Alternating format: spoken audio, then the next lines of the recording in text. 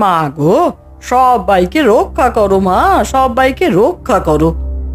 সবাই বলে এখানে আসলে নাকি কেউ ফেরে না, কিন্তু মায়ের পুজোর ডালা হাতে মাকে মন থেকে ডেকে যদি যায় তবে নিশ্চয়ই কিছু হবে না। এই ভয় পেয়ে লাভ নেই। কে রে, কার এত সাহস এই মাঠে পা রাখলি? আমি আমি মিনতি। আজ কালী পুজো, তাই উপোস করে পুজো দিয়ে ফিরছি। আমাকে ছেড়ে দাও।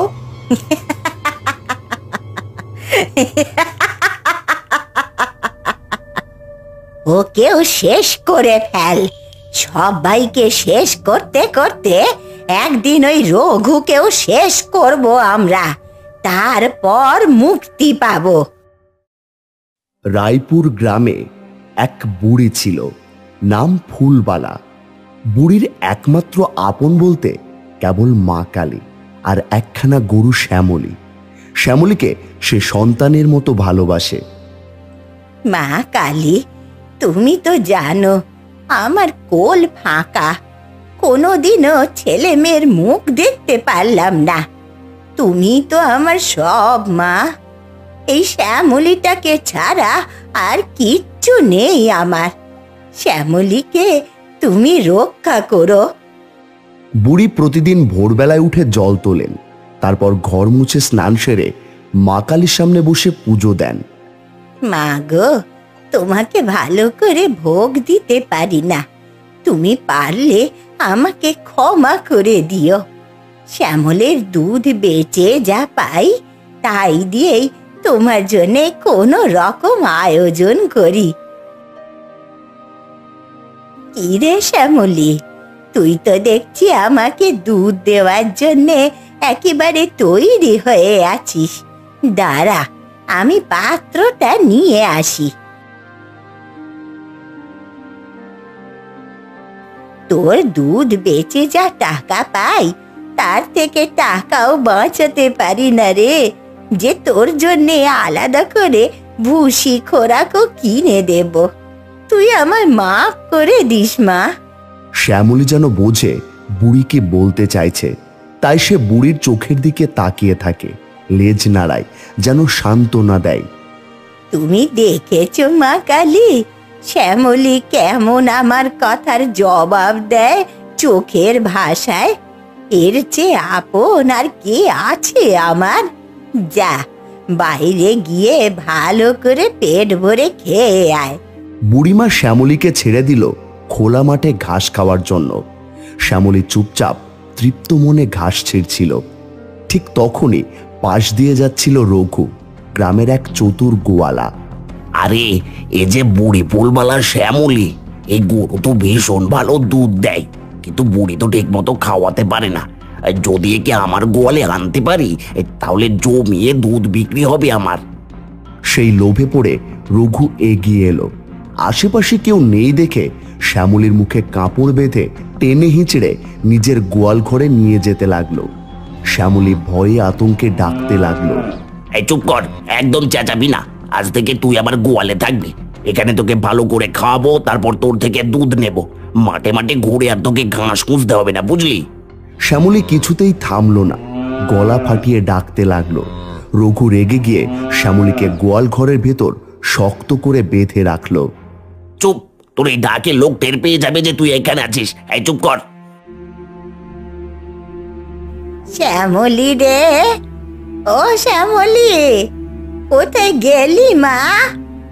মা কালী, আমি যে চোখে এখন আর স্পষ্ট দেখি না, সন্ধে হলেই অন্ধকার দেখি। কোথায় গেল আমার শ্যামলী? না না, শ্যামলী আমাকে ছেড়ে কোথাও যাবে না।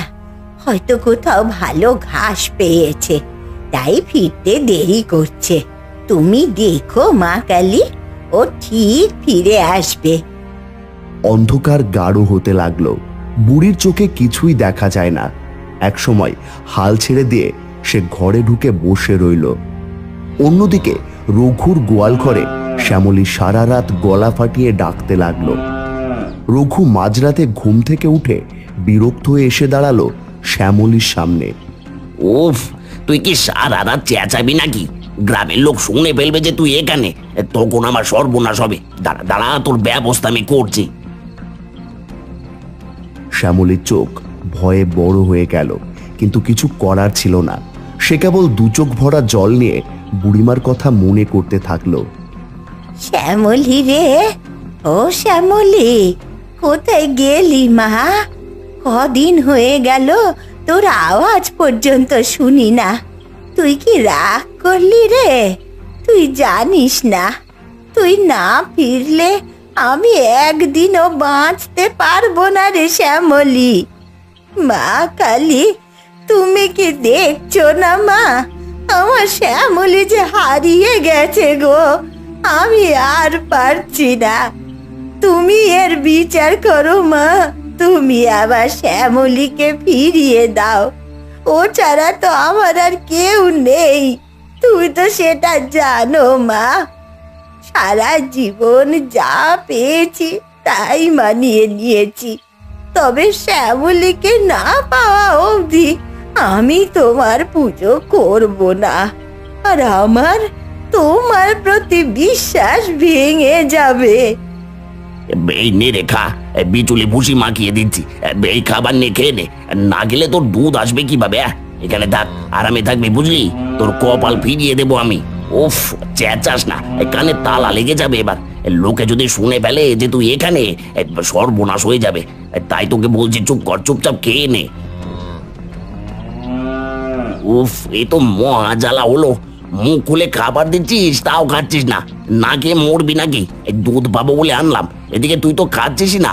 দুধ পাবো কি করে? দূর, এবার মুখ বেঁধেই রাখি। খাবি না যখন, মুখ খুলে রাখলে চেঁচাবি। তার থেকে বেঁধে রাখাই ভালো। অন্যদিকে বুড়ি তখনও পাগলের মতো শ্যামলীকে খুঁজতে খুঁজতে ক্লান্ত হয়ে গেছে। ক্লান্ত হয়ে একটা গাছে গায়ে বসেছে, আর সে হাঁটতে পারছে না। শ্যামলী, শ্যামলী ফিরবে, ফিরবেই। ও কখনো আমাকে ছেড়ে যেতে পারে না। তবে আমি আর মনে হয় শ্যামলীকে শেষ দেখাটাও দেখতে পাবো না। মা, তোমায় এত করে বললাম, তবুও তুমি একটুও দয়া দেখালে না। আমি তোমার নাম করে দিন কাটাতাম, আর সেই তুমি কি না আমায় একলা মরতে ছেড়ে দিলে মা।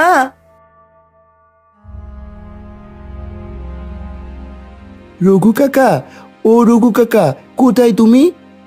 কি হয়েছে রে? তুই এখানে কি ব্যাপার? সে কি গো, তুমি কিছু শোনোনি? কি শুনবো?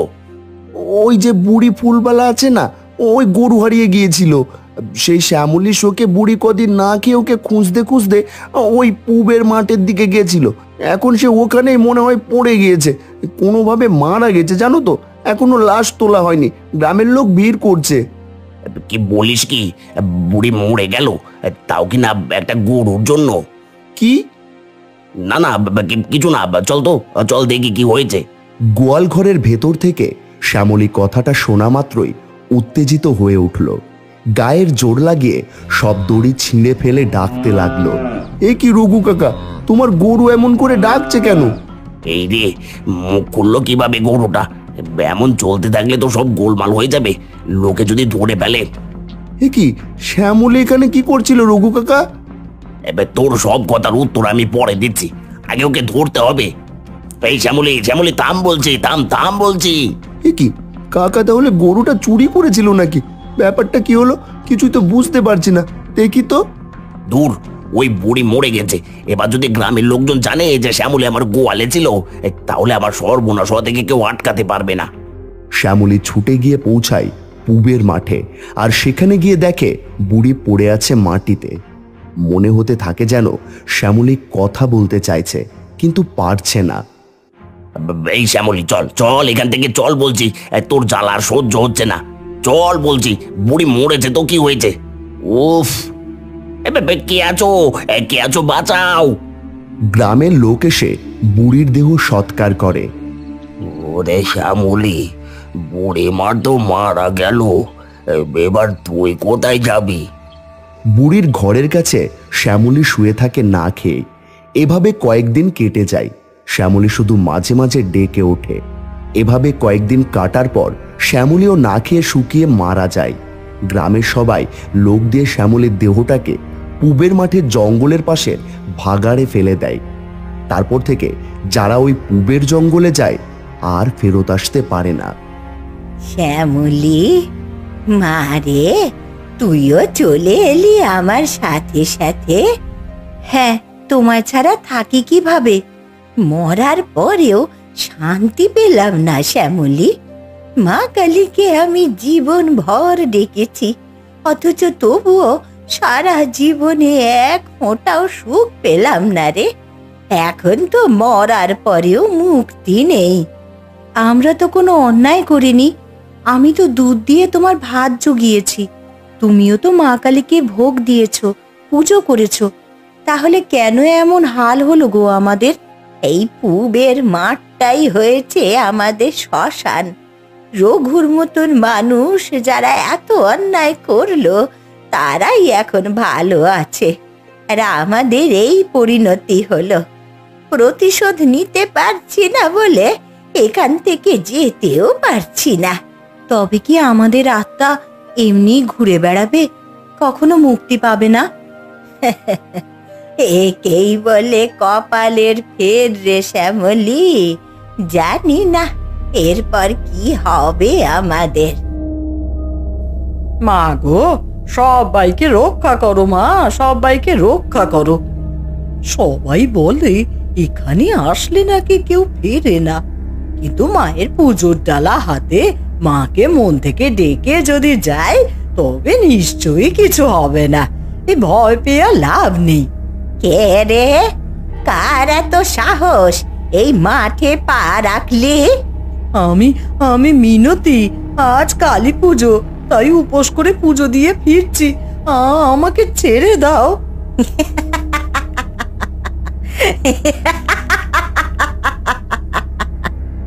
ওকেও শেষ করে ফেল। সবাইকে শেষ করতে করতে একদিন ওই রঘুকেও শেষ করব আমরা, তারপর মুক্তি পাবো। মা গো, আমাকে রক্ষা করো। আমার মেয়েটা একা বাড়িতে যে অপেক্ষা করছে আমার জন্য। আমাকে যে ফিরতেই হবে। বাঁচাও আমাকে মা। মা কালী কাউকে বাঁচায় না রে, খালি বিপদে ফেলে। তোকেও আজকে বাঁচাতে আসবে না। মা, বাঁচাও আমাকে মা গো। কেউ আসবে না বাঁচাতে, কেউ না। কোনো মা কালী আসবে না। আমাদের কেউ বাঁচাতে আসেনি, তোকেও আসবে না। তুইও আজ মরবি ওই বাকিদের মতন। যারা মৃত্যুর পরেও এই লোকের মোহ ত্যাগ করতে পারে না, তাদের আত্মা মুক্তি পায় না।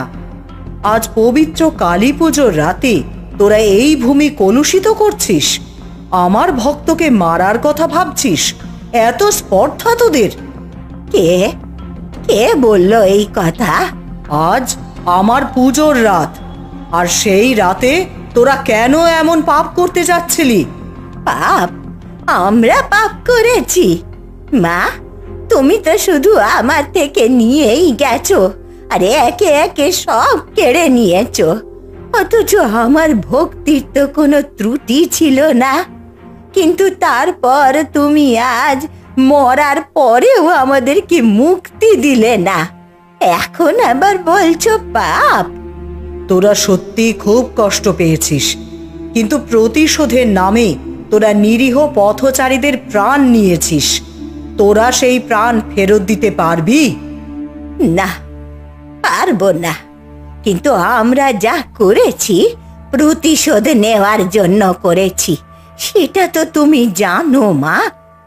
হ্যাঁ, সেটা আমি জানি, কিন্তু প্রতিশোধ নিলেই তো মুক্তি হয় না। আর তোরা ওকে মারতে চাইছিস? তবে একটা কথা মাথায় রাখিস, মৃত্যু মানেই পরিণতি নয়। কিন্তু এবার সে বাঁচবে না, আমি নিজে তাকে শাস্তি দেব। রঘু? হ্যাঁ, তার লোভই তার শাস্তির কারণ হবে। কিন্তু সে এত সহজে মরবে না, বরং সে বেঁচে বেঁচে মরবে। প্রতিদিন একটু একটু করে মরতে চেয়েও মরবে না।